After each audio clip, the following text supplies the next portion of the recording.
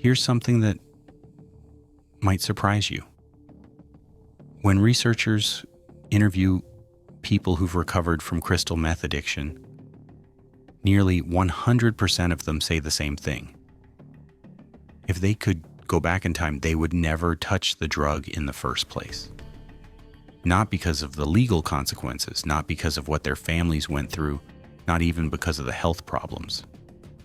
They say the price they paid was astronomically higher than any benefit they ever received, even during those initial euphoric experiences that felt absolutely incredible at the time. That's a fascinating statement when you really think about it. These are people who experienced what's been described as 17 times more intense than an orgasm. A chemical rush so powerful that it literally rewrites your brain's understanding of pleasure itself. And yet, without exception, they look back and say it wasn't worth it, not even close. Today, we're going to explore why that is, what happens during and after crystal meth addiction that makes survivors so absolutely certain they made a devastating mistake. What do they know that someone considering trying the drug for the first time doesn't understand? And perhaps most importantly, what can we learn from their experiences about the true nature of addiction, recovery, and what actually makes life worth living?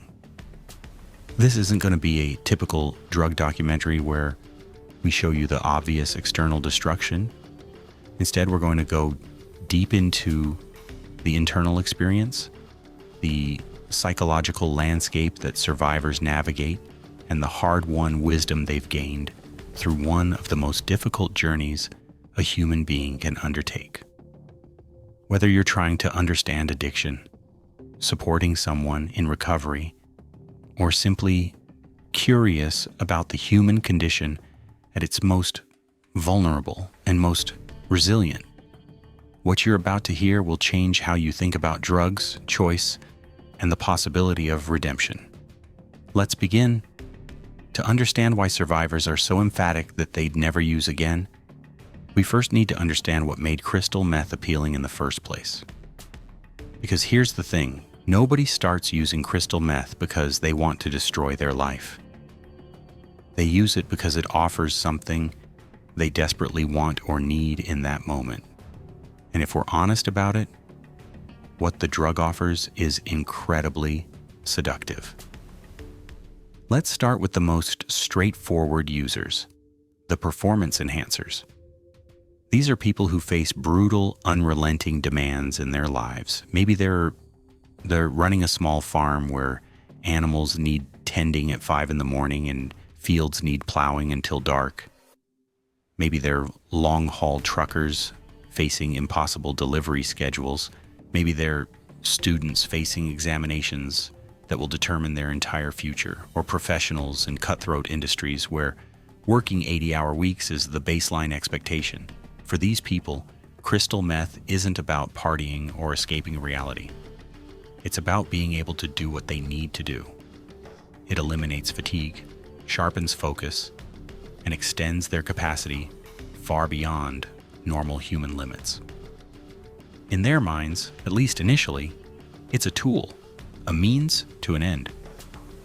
Then there are the people seeking escape, and this is perhaps the largest and most vulnerable group. These are young people who've experienced childhood trauma, abuse, or neglect. They're carrying anxiety and depression that colors every waking moment. Their daily reality is so painful, so overwhelming, that they're desperate for relief. When crystal meth enters their life, it doesn't just make them feel good. It makes them feel nothing. And for someone whose baseline experience is emotional agony, feeling nothing is actually an improvement. One survivor described it perfectly. The drug made her world gray, but that gray was better than the darkness she was living in before. There's also the social dimension that's easy to underestimate. Human beings are tribal creatures. We're hardwired to seek belonging and acceptance. For young people who feel excluded from mainstream society, who don't fit in at school or don't have stable families, finding a community that accepts them is incredibly powerful. The drug-using community isn't picky. They don't care about your academic performance or your family background or your social status. If you use, you belong.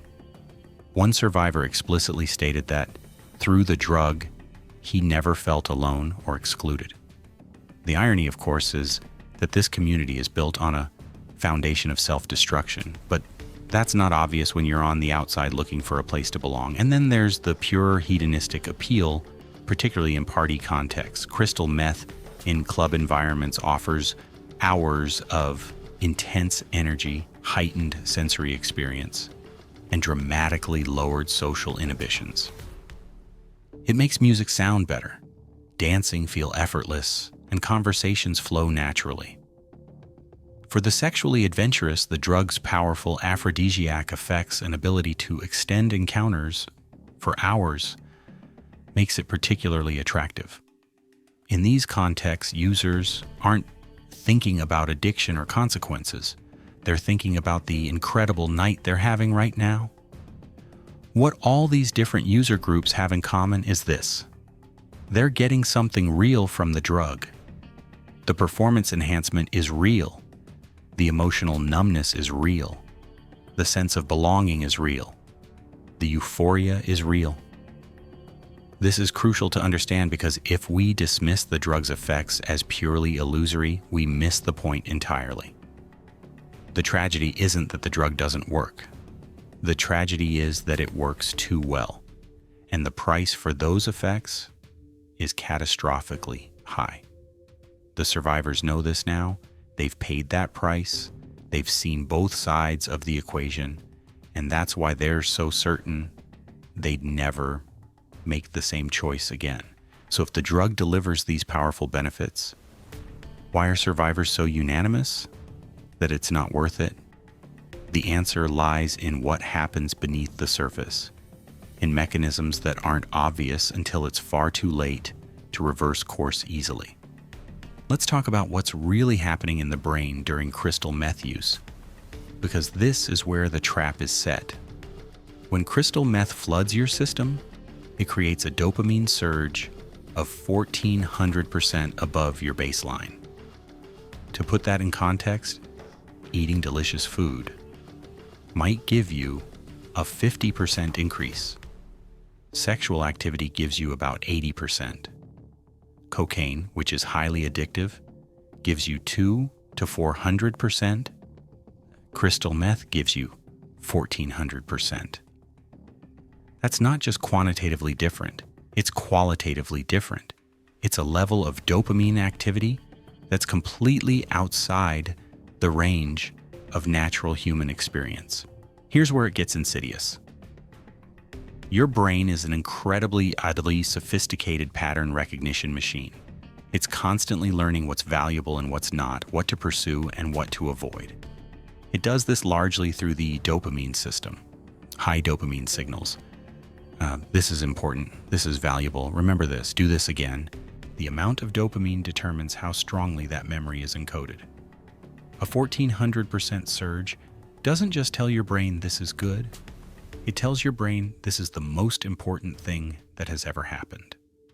This is more important than food, more important than sex, more important than your children, more important than your own survival.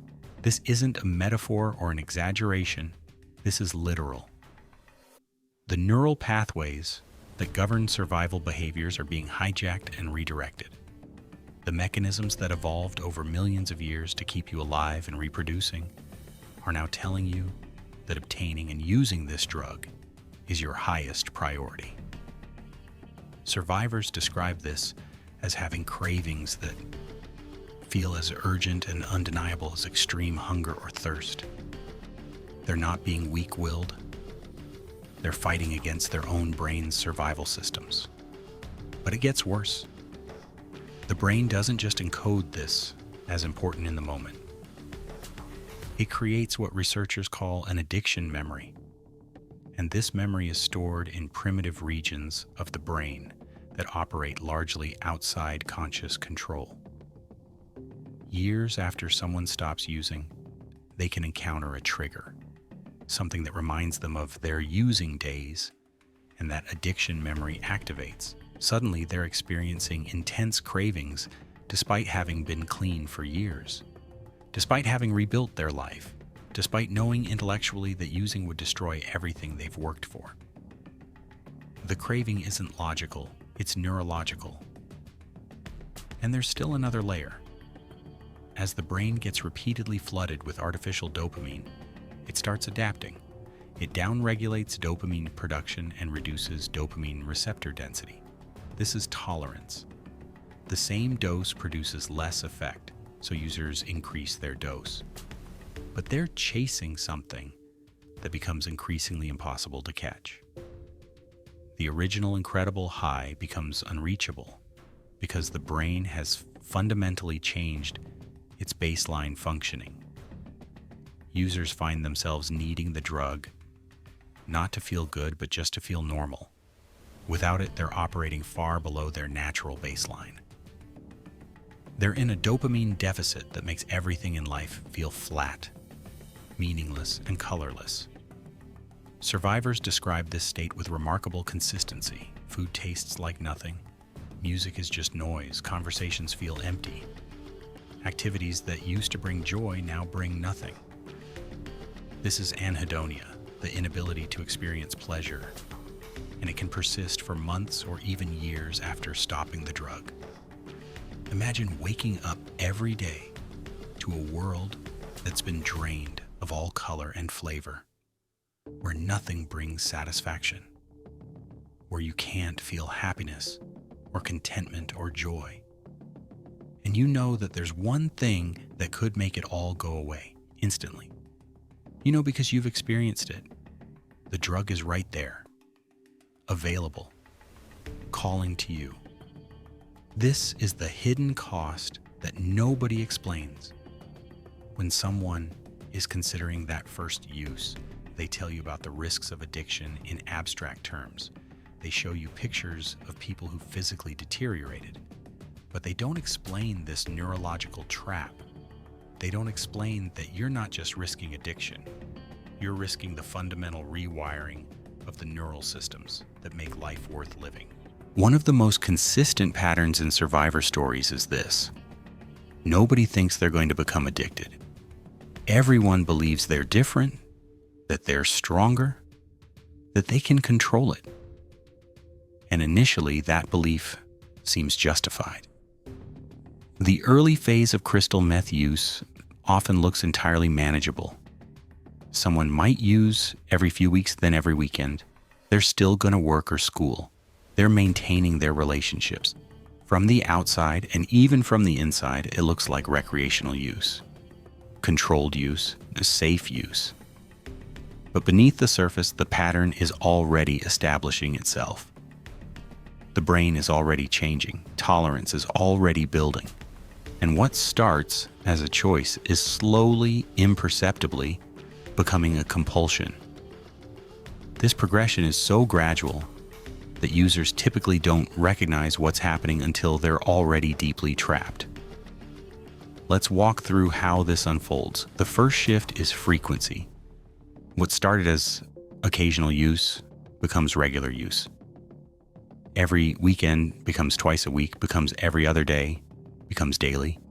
Each increment seems small and justified. Work has been stressful lately, so using helps manage that stress. Or they're going through a difficult time and the drug helps them cope. Or they've just started enjoying it more, so why not use more often? The rationalizations are endless and they all seem reasonable in the moment. The second shift is dosage. Remember how tolerance works. The same amount produces less effect, so users increase the dose. This happens gradually too.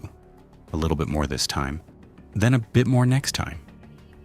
Before long, someone who started with half a gram is using multiple grams daily. And because the increase is gradual, it never feels like they've crossed a line. Each dose is only slightly more than the last one. The third shift is method of consumption. Crystal meth can be snorted, smoked, swallowed, or injected, and the method matters enormously. Different methods deliver the drug to the brain at different speeds, and speed determines addiction potential. Snorting is harsh on the nasal passages, causing pain and damage with regular use, so users switch to smoking or swallowing. But these methods are less efficient. They waste more of the drug. And when tolerance has increased to the point where someone needs multiple grams to feel anything, efficiency matters. That's when injection becomes appealing. Injecting delivers the drug directly into the bloodstream, getting it to the brain in seconds, and maximizing the effect from the smallest amount of substance.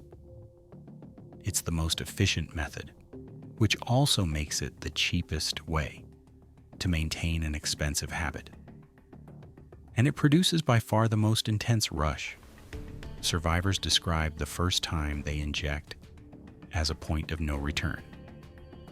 The experience is so overwhelmingly powerful that it becomes their new benchmark. Everything else, all previous methods and doses, suddenly seem inadequate. An injection comes with its own set of escalating problems: collapsed veins, infection risks, and a ritual component where even preparing the injection triggers anticipation and craving. One survivor described how just drawing the drug into the syringe made his body respond with excitement because it knew what was coming. By this point, the person's entire life has reorganized around the drug. They're spending thousands of euros monthly on their habit.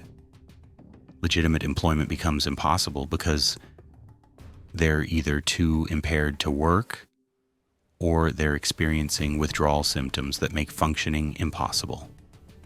Money becomes the central problem. An expensive daily habit with no legal income means crime becomes almost inevitable. It starts small, shoplifting or petty theft, but escalates as the need grows. Survivors describe committing crimes they never imagined themselves capable of, not because they wanted to, but because the alternative, facing withdrawal without the drug, felt impossible to endure. Social networks completely transform. Friends who don't use drift away or are actively avoided because they ask difficult questions or express concern. Family relationships deteriorate under the strain of lies, theft, and broken promises. The only people left in the person's life are other users and dealers.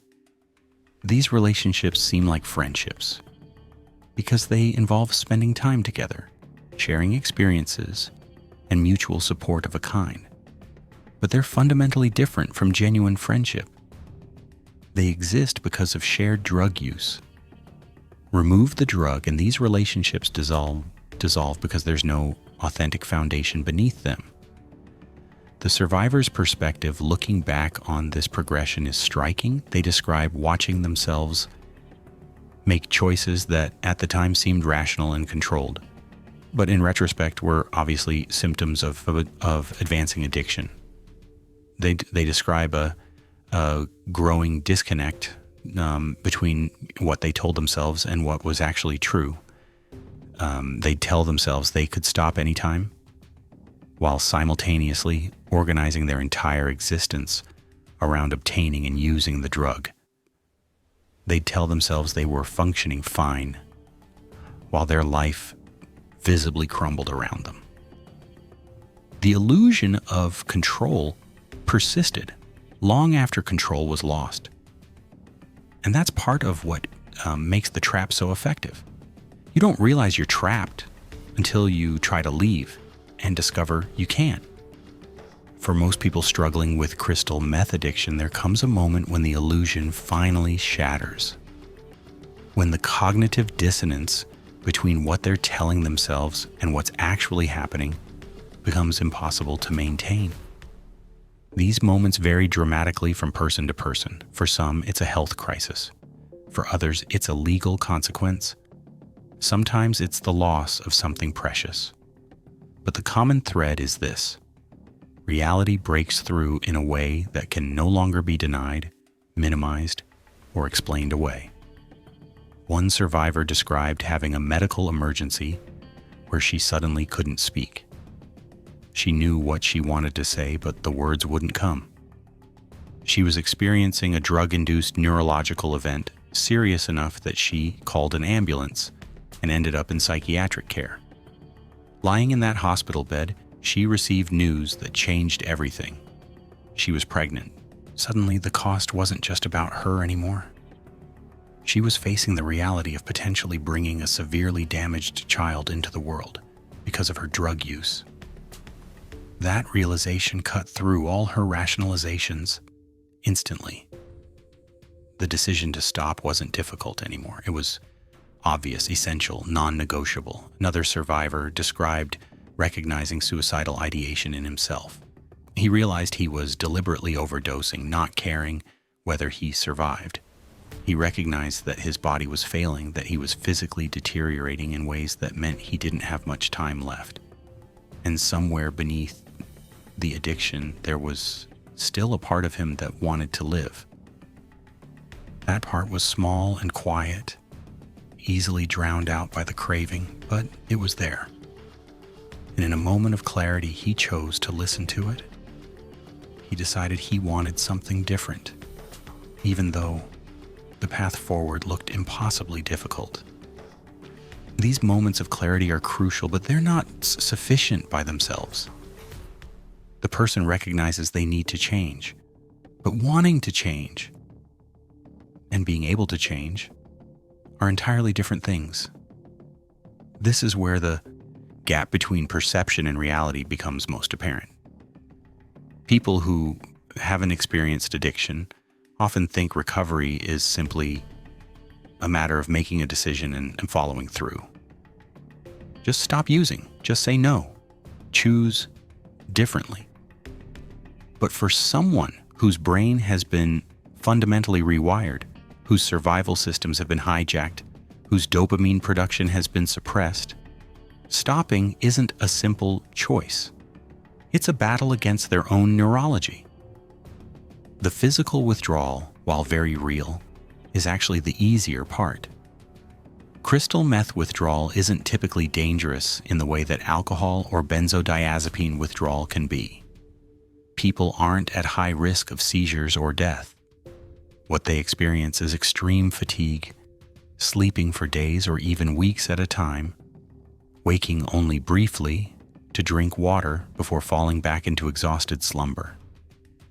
They experience sweating, heart palpitations, and circulatory problems, especially if they're also dehydrated and malnourished from their period of active use. These symptoms are deeply unpleasant, but they're manageable with proper support and medical supervision. The psychological withdrawal is another matter entirely. This is where the true difficulty lies. Remember that dopamine deficit we discussed? When someone stops using crystal meth, their brain is producing far below normal levels of dopamine and has reduced receptor density. They're not just at baseline. They're in a deep hole.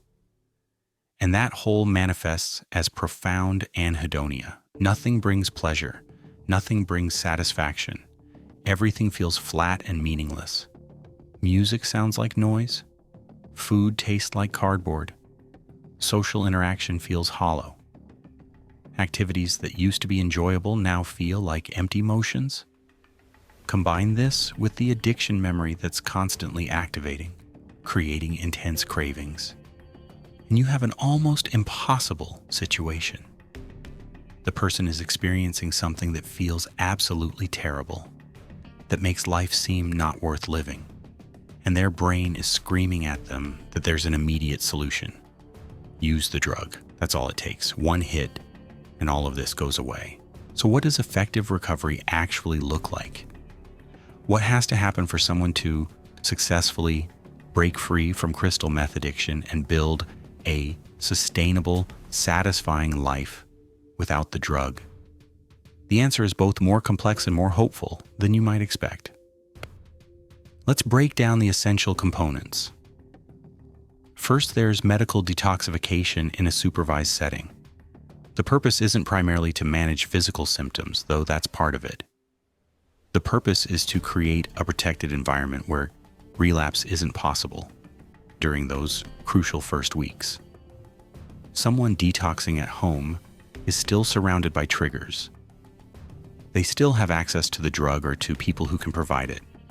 Their environment hasn't changed at all. The only thing that's changed is their intention to stop, and intentions are fragile things when you're fighting neurological cravings. A detox facility removes temptation and access. It provides structure and support. It handles nutrition and hydration when the person isn't capable of managing these themselves. It bridges the gap between the decision to stop and the point where the acute withdrawal symptoms have subsided enough that the person can begin actual therapeutic work. That therapeutic work is the second essential component, and it typically requires months, not weeks. Detoxification addresses physical dependence. Therapy addresses everything else: the psychological patterns, the underlying issues, the learned behaviors, the cognitive distortions, the emotional regulation problems, and the practical life skills needed to function without drugs. A typical rehabilitation program runs about 6 months, divided into distinct phases. The orientation phase helps the person adjust to sobriety and begin understanding their addiction. This isn't as obvious as it sounds. Many people enter treatment without really comprehending what happened to them. They know they couldn't stop using, they know their life fell apart, but they don't understand the neurological mechanisms or the behavioral patterns or the environmental factors that created and maintained their addiction. The orientation phase builds that understanding. It helps the person see their addiction clearly, perhaps for the first time, which is essential for everything that follows. The core phase involves intensive therapeutic work, addressing the root causes of addiction. This is where you get into the difficult questions. Why did you start using in the first place? What pain were you medicating? What needs were you trying to meet? For someone who started using to cope with childhood trauma, recovery means processing that trauma in healthy ways. For someone who used to manage anxiety or depression, recovery means developing effective strategies for those conditions. For someone who used to enhance performance or meet impossible demands, recovery means restructuring their life to be sustainable without chemical assistance. This phase also focuses heavily on identifying triggers, understanding patterns, and developing coping strategies. Cognitive behavioral therapy is particularly effective here. It helps people identify the thought patterns that support continued use. An addict thinks in predictable ways. I can't cope without the drug. Nothing feels good without using. One time won't hurt. I deserve a reward after staying clean this long. These thoughts feel true in the moment, but they're actually products of the addiction itself. CBT teaches people to recognize these thoughts, challenge them, and replace them with more realistic thinking. It also provides concrete tools for managing cravings, distraction techniques, urge surfing where you observe the craving without acting on it, understanding that cravings peak and then decline if you don't feed them. The separation phase prepares the person for reintegration into society.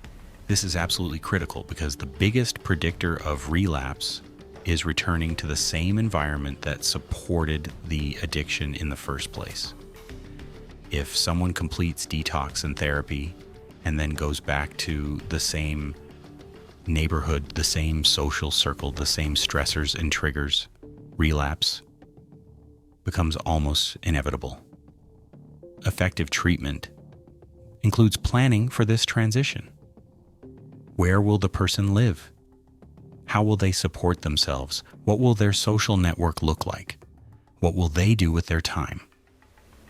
This leads to the third essential component, environmental restructuring. Recovery requires leaving behind the people, places, and activities associated with drug use. This sounds simple, but it's one of the hardest parts of recovery. The person's entire social world might be drug-connected. Their friends use, their romantic partner uses, maybe even family members use. Their social activities, the places they go, the way they spend their time, all of it is intertwined with using. Recovery means abandoning all of that and starting fresh. It means building an entirely new social circle, finding new activities, creating new routines. It's like moving to a foreign country where you don't know anyone and don't speak the language. It's isolating and frightening and extremely difficult. This is why residential treatment programs emphasize developing concrete plans for post-treatment life. They help people prepare for education or vocational training. They connect people with sober living communities where they'll be surrounded by others in recovery rather than active users. They facilitate connection to ongoing support groups. They help people identify safe places and activities to replace the drug-centered life they're leaving behind. Without this preparation, success rates plummet. The fourth essential component is ongoing support, and this means indefinitely. Crystal meth addiction isn't something you recover from once and you're done. It's a chronic condition requiring lifelong management. The addiction memory never completely disappears. Years into recovery, people can encounter triggers and experience cravings. Maintaining sobriety means maintaining support systems, maintaining healthy coping mechanisms, and maintaining vigilance. This might involve continued therapy, participation in support groups, staying connected with sponsors or recovery coaches, building friendships with other people in recovery, and having concrete plans for managing high-risk situations. Many survivors emphasize the importance of developing purpose and meaning. When someone's life revolved entirely around drugs, removing the drugs creates a vacuum. That vacuum needs to be filled with something positive. Some people fill it with education and career development. Some fill it with creative pursuits. Some find meaning in helping others struggling with addiction. Some build families. Some develop spiritual practices. The specific content matters less than having something to work toward, something that makes getting up each morning worthwhile, something that provides identity and direction beyond just person who doesn't use drugs. Here's what's remarkable about talking to people who've successfully recovered from crystal meth addiction. They don't just tell you about what they've escaped from. They tell you about what they've gained. One survivor described it beautifully. She said that when she was using, her world was gray. Everything was muted and flat. She thought that grayness was just how life was, that the drug was the only thing that brought color and vibrancy. But after recovery, after her brain chemistry rebalanced, after she built a new life, she discovered that she'd had it backwards. The drug had made everything gray, sobriety brought the color back. She finds herself experiencing joy at small things, a baby's smile, a beautiful day, time with loved ones. Another survivor talked about relationships. During his addiction, he had people around him constantly. He was never alone. But looking back, he recognizes those weren't real relationships. They were transactional connections based on mutual drug use. In recovery, he's built genuine friendships with people who actually care about him, people who show up when he needs support, people he can be honest with, the quality of connection is completely different. Multiple survivors talk about the relief of not living in constant chaos. Addiction creates perpetual crisis. Sobriety brings stability. Bills get paid on time. Commitments get honored. There's peace in that stability. There's also the recovery of cognitive function. As the brain heals in recovery, these capacities return. People describe it as fog lifting. The return of mental clarity is incredibly empowering. And then there's the most fundamental shift, recovery of agency and dignity. During addiction, people do things they never imagined themselves doing. The shame of this is crushing. In recovery, that people gradually rebuild their sense of self. They become someone they can respect again. The restoration of self-respect, of being able to look at yourself in the mirror and like who you see, this is profoundly important. One survivor put it simply, "I would never go back. Never, never again." That's not said with hesitation or uncertainty. It's said with absolute conviction, because they know the true price. They've paid it, and no temporary high, no matter how intense, is worth losing yourself, your relationships, your health, your freedom, your dignity, and years of your life. Here's the fundamental message. Crystal meth addiction is one of the most devastating traps a human being can fall into. The drug offers powerful, seductive benefits, but the cost is catastrophically high. Every survivor we heard from said the same thing. It's not worth it. The price is too high for the temporary benefits. If you can avoid that first use, avoid it. If you're already trapped, getting out is hard but possible and absolutely worth the effort. And here's the hope. Thousands of people successfully recover from crystal meth addiction every year. The brain can heal. People rebuild their lives, their relationships, their sense of self. They rediscover natural joy and satisfaction. The world becomes colorful again. Life becomes worth living again. Recovery isn't just possible. For people who persist, who get proper support, who do the difficult work of rebuilding, it's probable. That's the truth the survivors know. That's the hope they offer. And that's why they can say with conviction, "I would never go back. Never, never again."